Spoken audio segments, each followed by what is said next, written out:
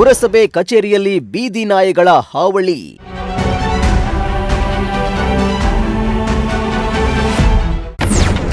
ಸಾರ್ವಜನಿಕರಲ್ಲಿ ಆತಂಕ, ಪುರಸಭೆ ವಿರುದ್ಧ ಆಕ್ರೋಶ.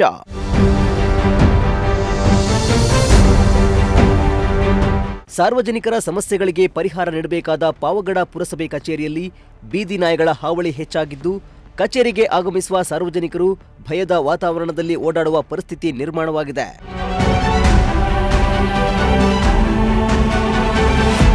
ಪಾವಗಡ ಪುರಸಭೆ ಕಚೇರಿ ಆವರಣದಲ್ಲಿ ಬೀದಿ ನಾಯಿಗಳು ಗುಂಪುಗೂಡಿ ಓಡಾಡ್ತಾ ಇದ್ದು, ನಾನಾ ಕೆಲಸಗಳಿಗಾಗಿ ಬರುವ ಮಹಿಳೆಯರು, ಹಿರಿಯ ನಾಗರಿಕರು ಹಾಗೂ ಮಕ್ಕಳಲ್ಲಿ ಆತಂಕ ಮನೆ ಮಾಡಿದೆ. ಅಲ್ಲದೆ ಕಚೇರಿ ಆವರಣದಲ್ಲಿ ನಾಯಿಗಳ ಹಾವಳಿಯಿಂದ ಸ್ವಚ್ಛತೆಗೂ ಧಕ್ಕೆಯಾಗ್ತಾ ಇದ್ದು, ಸರ್ಕಾರಿ ಕಚೇರಿಯಲ್ಲಿ ಇಂತಹ ಪರಿಸ್ಥಿತಿ ನಿರ್ಮಾಣವಾಗಿರುವುದಕ್ಕೆ ಸಾರ್ವಜನಿಕರು ಅಸಮಾಧಾನ ವ್ಯಕ್ತಪಡಿಸಿದ್ದಾರೆ.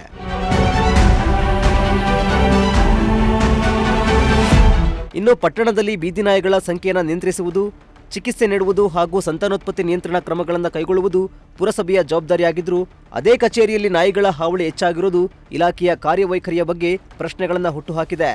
ಹೀಗಾಗಿ ಕೂಡಲೇ ಪುರಸಭೆ ಕಚೇರಿ ಆವರಣವನ್ನು ಸ್ವಚ್ಛವಾಗಿರಿಸುವ ಜೊತೆಗೆ ಬೀದಿ ನಾಯಿಗಳ ನಿಯಂತ್ರಣಕ್ಕೆ ತಕ್ಷಣ ಕ್ರಮ ಕೈಗೊಳ್ಳಬೇಕು ಎಂದು ಸ್ಥಳೀಯರು ಆಗ್ರಹಿಸಿದ್ದಾರೆ.